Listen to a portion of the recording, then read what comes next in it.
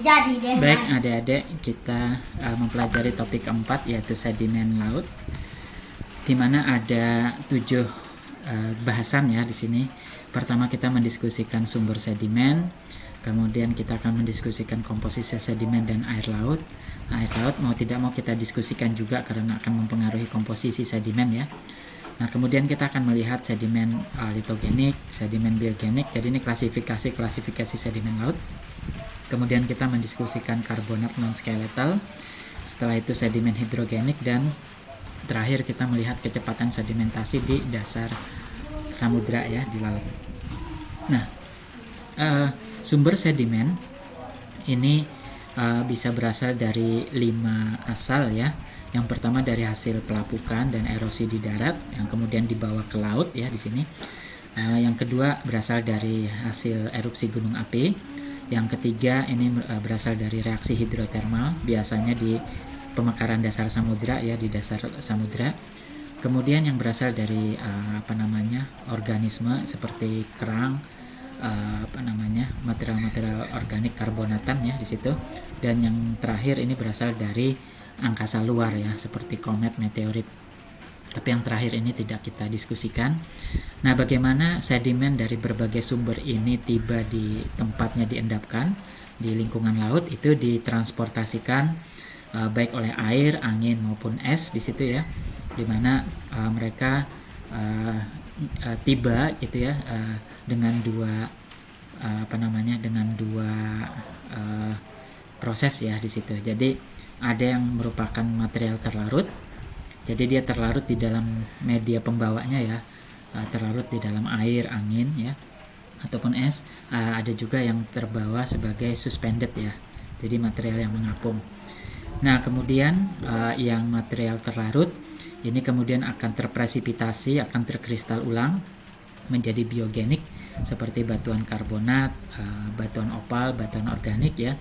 Atau juga dia bersifat hidrogenik seperti dia mengalami penguapan gitu ya, itu asalnya hidrogenik seperti batuan evaporit, batuan ferromanganis, batuan pirit, batuan zeolit ya di situ.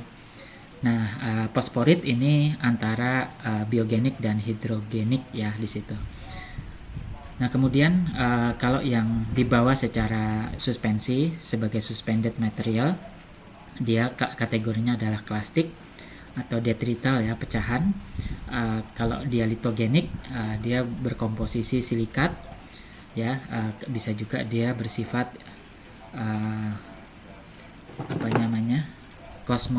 kosmogenik ya di situ. Jadi kosmik atau spherules ya, ini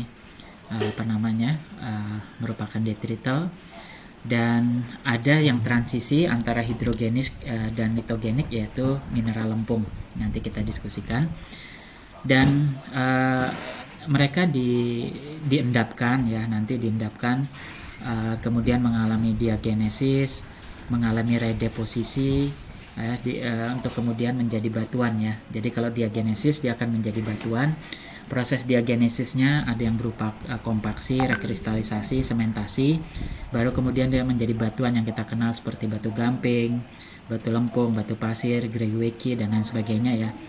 Nah, selama proses diagenesis mereka juga bisa mengalami redeposisi seperti sliding dan slumping. Jadi dia longsor ya di dasar laut.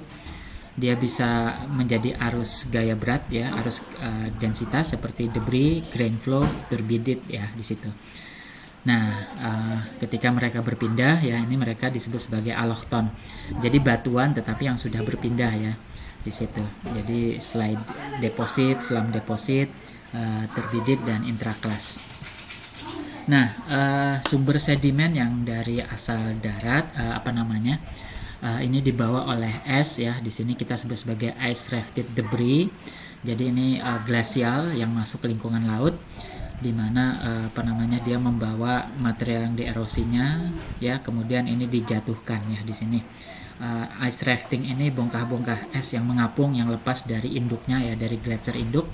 Kemudian sedimennya akan jatuh, fall out ya di situ, sehingga sedimen yang diendapkan ini merupakan sedimen glasiomerin.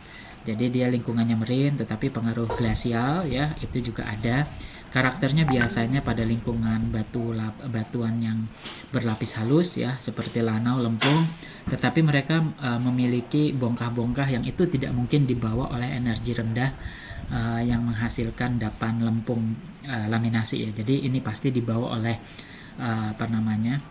satu media lain yang kemudian dijatuhkan di lingkungan yang energinya tenang. Seperti itulah lingkungan ice rafted debris ya, di sini membawa sedimen ke lingkungan laut. Ada juga dengan angin. Angin ini bisa kita lihat seperti ini di sebelah barat Afrika dari gurun Sahara. Ya, dia badai pasir ini membawa pasir lanau itu sampai ke tengah Samudra Atlantik ya. Nah, ini kemudian dia akan turun ya secara pelagik di sini. Dan secara pelagik di sini umumnya karena batuan-batuan yang berasal dari gurun yang dibawa oleh angin ini dari gurun pasir berkomposisi silika ya. Di sini dia akan jatuh di berbagai kedalaman, tetapi paling mencolok kalau dia jatuh di bawah kedalaman di bawah kurang lebih 4000 meter, di mana di situ kedalaman tekanan air memungkinkan terjadinya pelarutan karbonat ya, sehingga di bawah 4000 meter ini kita nggak menjumpai endapan karbonat, sehingga semuanya didominasi oleh endapan silika ya. Kita mengenalnya sebagai chert atau rijang seperti yang tampak di gambar ini. Nah, kemudian sumber sedimen lain itu berasal dari vulkanik klastika, letusan gunung api, di mana letusan gunung api ini bisa berupa dengan dua cara, subaerial origin. Kalau gunung apinya itu di atas permukaan laut seperti yang kita lihat ya di Gunung Montserrat di daerah Karibia di Pasifik ya di sini, di mana letusan gunungnya kemudian menghasilkan delta di sini, tapi kemudian masih menerus ke lingkungan laut dalam ya di sini. Nah, atau dia berasal dari subaqueous origin, jadi gunung apinya tidak muncul ke permukaan laut, jadi dia meletus di dasar samudra, di dasar laut. Semuanya sama ya, dia akan membawa material vulkanik plastik menuruni lereng dari gunung tersebut berupa aliran gaya berat ya. Jadi karakternya mirip karakter sedimen turbidit ya di situ. Nah, kalau kita melihat komposisi air laut yang nanti sebagian dia kalau bersifat hidrogenik ya, artinya dia dihasilkan dari penguapan air laut ya. Ini kita perlu memahami komposisi air laut untuk memahami hal tersebut. Jadi kalau kita punya 1 kg air ya, di situ kurang lebih 34 gram itu adalah unsur terlarut yang menyebabkan air laut kita asin ya. Jadi ini unsur-unsur yang larut dan kita sebut sebagai salinitas ya di sini. Nah, unsur yang menyebabkan air laut ini menjadi asin berbeda dengan air tawar ya, salin. Ini bisa kita bagi menjadi beberapa komponen utama. Tentu yang paling banyak itu adalah NaCl. Itulah yang menghasilkan rasa asin ya. Jadi sodiumnya itu 10 gram, kloridnya itu kurang lebih 18 gram ya dari 34 gram tadi. Nah, jadi karena dua komponen ini paling banyak ya penyusunnya, maka air itu kemudian berwarna asin. Karena itulah rasa yang diberikan oleh NaCl ya di situ.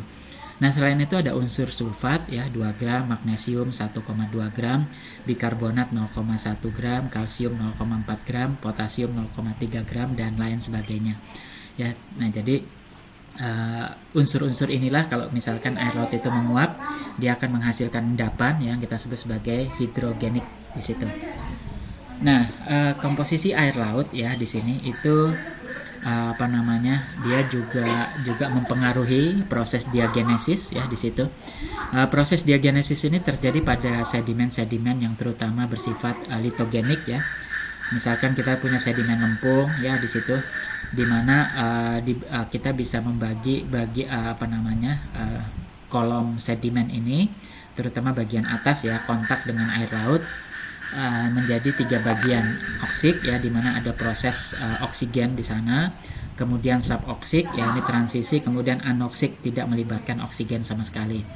Nah, khusus oksik ya, ini kita mengenal di karbonat dissolution ya, jadi pelarutan karbonat di sana. Kemudian ada proses bioturbasi ya, bioturbasi ini ada rework dari organisme yang menggali sedimen untuk mencari makanannya. Nah, di bagian oksik ini ada 2 proses ya, proses respirasi Ya, di sini oksigen bertemu dengan CHO ya, di sini menjadi HCO3 asam lemah ya di sini. Nah, kemudian CHO ini juga dia bereaksi dengan nitrat ya. Kita mengenalnya proses denitrifikasi. NOHCHO ya, ini menghasilkan nitrat yang lepas ya di situ. Nah, selain itu ketika kita ke bawah ya, di mana masuk lingkungan suboksik, di sini ada dua proses. Di bagian atas kita mengenalnya sebagai reduksi mangan, di mana CHO ini bereaksi dengan mangan MNO ya, sehingga MN-nya lepas di sana. Ya, ke bawah lagi kita masuk reduksi pengurangan Fe ya di sini. Jadi Fe-nya dilepas, di mana FeOOH ya di sini, dan CHO ini akan bereaksi melepaskan Fe dan menghasilkan HCO sebagai asam lemahnya. Nah, jadi di sini di bagian suboksik ini mangan dan Fe ini dilepas, itu menyebabkan sedimen itu berwarna seperti warna karat ya. Di situ kenapa? Karena Mn dan Fe-nya dilepas. Nah, ke bawah lagi kita masuk lingkungan anoksik, jadi ini tidak melibatkan oksigen sama sekali ya di sini. Dan yang pertama lingkungan sulfidik ya, sulfate reduction di sini. Jadi SO4 ya, ini bereaksi dengan CHO kemudian menghasilkan H2S ya di sini. Nah, paling bawah metanogenesis, produknya adalah gas metan, di mana H2O ya, tinggal air saja di sini, bereaksi dengan CHO menjadi CH4 ya di sini. Nah, jadi ini adalah proses diagenesis yang terjadi. Ya, ini seperti misalkan kami pernah sampling di Muara Delta Mahakam. Jadi kalau kita melihat warna-warna gelap ya seperti ini menunjukkan proses reduktif tadi ya berlangsung. Dia sudah melepaskan mangan dan lain sebagainya, sehingga proses diagenesis ini akan merubah komposisi sekaligus warna dari sedimen di dasar laut. Nah, tadi kita melihat di ujung dari proses diagenesis ini adalah metanogenesis, menghasilkan gas metan. Dan gas metan ini apabila dia bisa berubah menjadi klatrat itu adalah gas metan yang diperangkap di dalam molekul air. Ya, jadi kita melihat sini molekul air, kemudian dia di dalamnya ada gas metan. Nah, ini menjadi potensi energi luar biasa, tapi syaratnya adalah lingkungan tersebut cukup dingin untuk mengubah air menjadi es ya di sini. Jadi entah itu di daerah Permafrost itu adalah daerah tepian tepian kutub ya di situ. Jadi dia dingin di sana, sebagian es, sebagian air itu sudah menjadi es, atau dia di lingkungan laut dalam ya di sini. Dimana kalau dia tertutup oleh sedimen, temperaturnya cukup rendah menghasilkan es, dan es ini bisa mengungkung gas metan yang terbentuk oleh proses diagenesis. Nah, ini adalah potensi gas metan ya. Kita bisa bandingkan ya, reserve atau cadangan gas metan itu jauh lebih besar dari jumlah gas alam, minyak dan batu bara ya. Jadi ini adalah digadang-gadang sebagai energi masa depan di situ ya. Dimana kalau kita lihat dia memiliki karakter kalau terkena seismik ya, eksplorasi seismik, dia kita katakan sebagai BSR ya, bottom simulated reflection ya di situ. Jadi dia seolah-olah membentuk pseudo bottom, jadi seperti pantulan yang di atas ya di situ, tapi sebetulnya dia merupakan gas metan. Nah, komposisi air laut ya dan sedimen ini dikenal juga memiliki istilah ya residence time. Residence time itu adalah kapan suatu unsur itu datang, berapa lama dia akan berada di lingkungan air lautnya, dan kapan dia keluar. Nah, jadi itu adalah residence time. Misalkan klorid ya di sini itu masa diamnya di dalam air itu 100 juta tahun ya di sini. Besi itu paling rendah itu 200 tahun ya di situ. Jadi di sini residence time itu kapan dia datang ya, dan kapan dia keluar. Jadi kita menghitung berapa lama suatu unsur itu berada di laut. Oke, kita masuk ke sedimen nitogenik ya. Sedimen nitogenik ini adalah sedimen asal batuan ya, hasil lapukan batuan, terutamanya lempung yang dibawa ke laut ya di sini, di mana dia mengikuti prinsip dasar sedimentologi terkait energi ya di sini. Jadi semakin jauh dari garis pantai, energi semakin rendah ya di situ.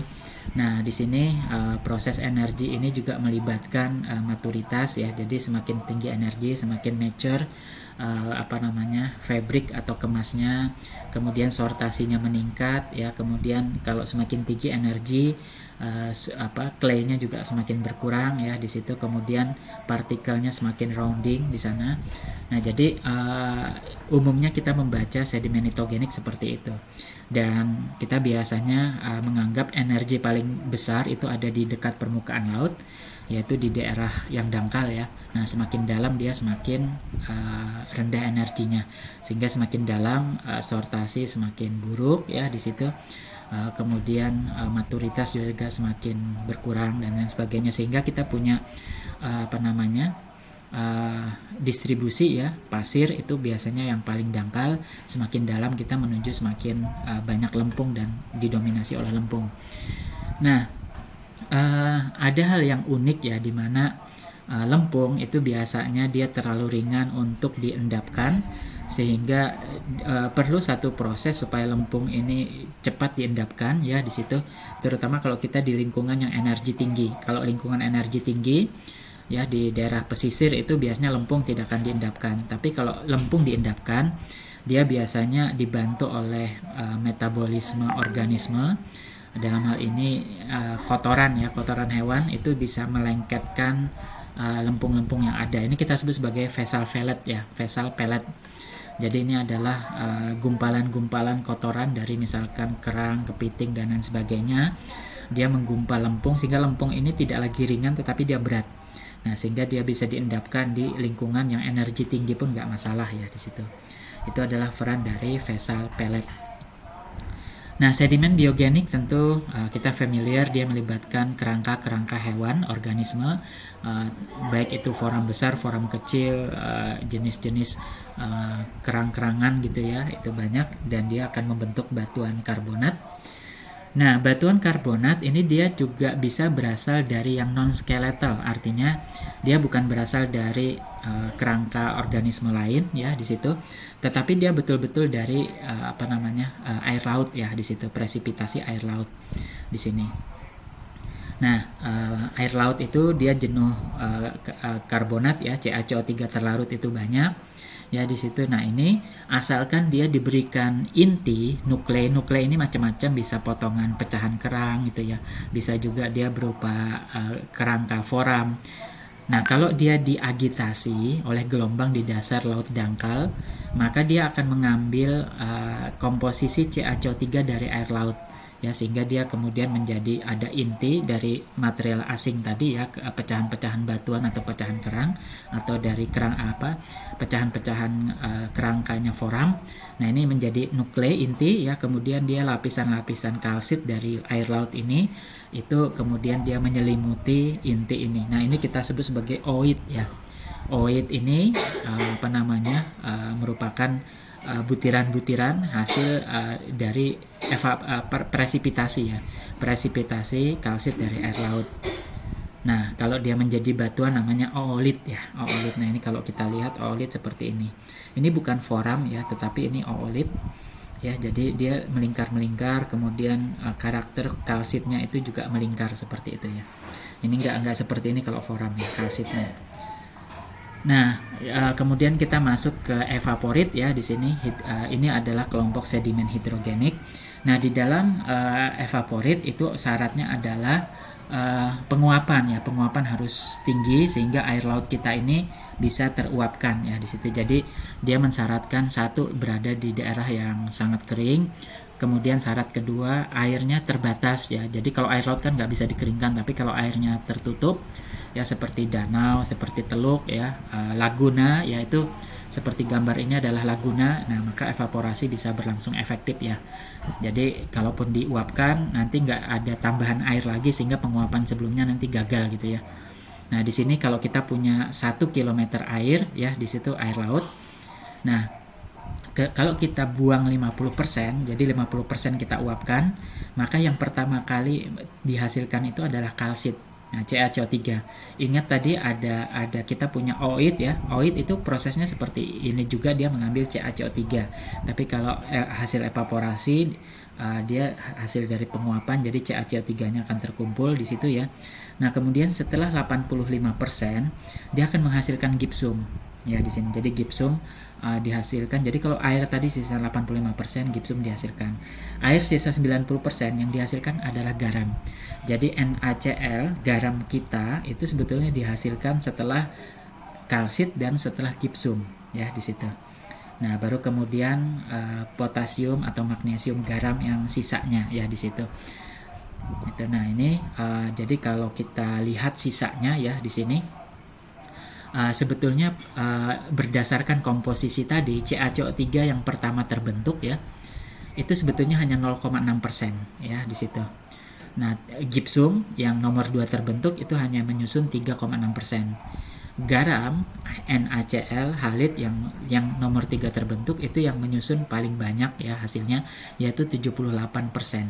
Nah, sisanya kurang lebih 70% baru garam potasium atau garam magnesium. Nah, ini sehingga dari 1 km air kita hanya punya 17 meter endapannya ya di situ. Jadi dengan cara inilah orang memanen garam ya. Jadi air laut diuapkan sehingga dia punya garam NaCl. Tapi sebetulnya dari tidak semuanya NaCl ya, dia juga punya gipsum, dia punya CaCO3 dan dia juga punya potasium magnesium garam ya.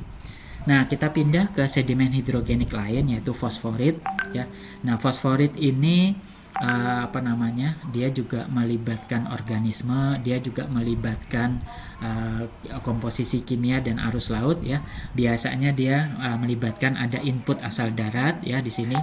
Kemudian proses yang dilakukan ya oleh hewan-hewan laut seperti fitoplankton, zooplankton ya di sini.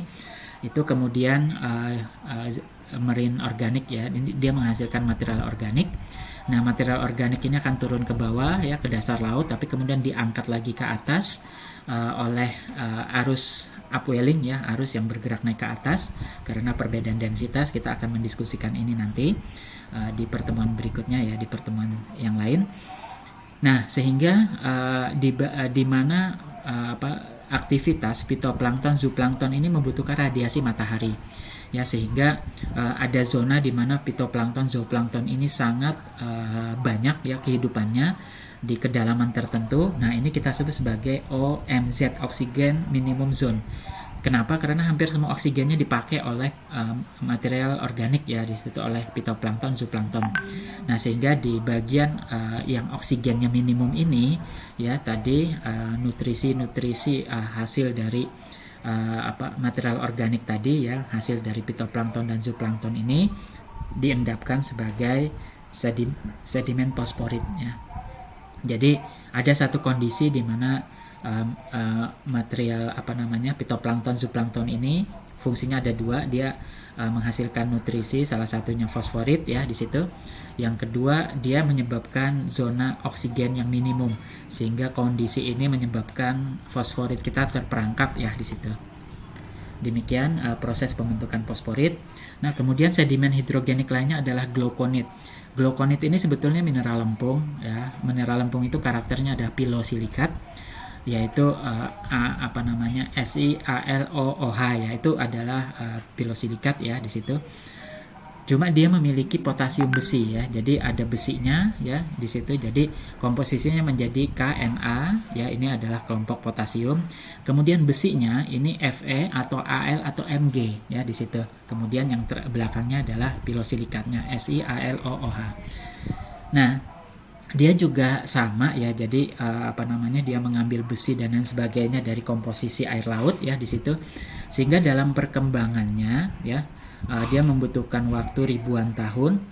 Pertama kalau kita lihat KAO-nya sedikit ya di sini, sementara FeO-nya cukup banyak, AlO-nya banyak ya di sini. Nah, seiring dengan perkembangannya ya di sini KO-nya ya di sini semakin ditambah, FeO-nya itu juga ditambah, AlO-nya dikurangin ya. Nah, semakin berkembang dalam ratusan tahun ya, KO-nya ini bertambah, FeO-nya bertambah juga. ya ALO-nya semakin sedikit. Nah, nanti pada ketika dia sudah mature sebagai gluconate ya, FeO-nya paling tinggi ya, KO-nya juga tinggi, dan sementara ALO-nya sudah memang yang paling kecil ya di situ. Jadi di sini ini adalah keseimbangan ya, di dalam keseimbangan kimiawi di dalam penyusunan gluconate. Nah, yang terakhir di sini semua sedimen tadi diendapkan dengan kecepatannya masing-masing dan pada lingkungannya masing-masing. Batuan-batuan nitogenik yang terutama berasal dari asal darat yang dibawa oleh proses erosi ya, itu paling besar ada di delta. Yang kedua ada di estuarien ya di situ. Jadi 800.000 cm per 1000 tahun ya. Ini kalau delta. Ini rata-rata. Sementara kalau di batuan karbonat ya yang merupakan biogenik di sini, itu paling tinggi di daerah terumbu karang ya di situ. Terumbu karang itu 1000 cm per 1000 tahun atau 1 cm per tahun ya. Jadi nanti kalau kalian melihat orang merusak terumbu karang, nah itu dia merusak ribuan tahun ya di situ. Nah, kemudian ada sedimentasi pelagik ya, jadi turun di paparan, turun di lereng ya di sini. Paparan dan lereng ini masih endapan turbidit reworking ya, kecepatannya 40 cm ya, di situ sampai 20 cm. Nah, sementara kalau pelagik ya di laut dalam dia yang paling kecil ya, jadi 0,3-0,1 cm per 1000 tahun. Demikian yang bisa kita pelajari tentang sedimen di laut ya, asalnya apa, prosesnya bagaimana, dan jenis-jenisnya apa saja. Semoga bermanfaat. Kita akan ketemu lagi di topik berikutnya.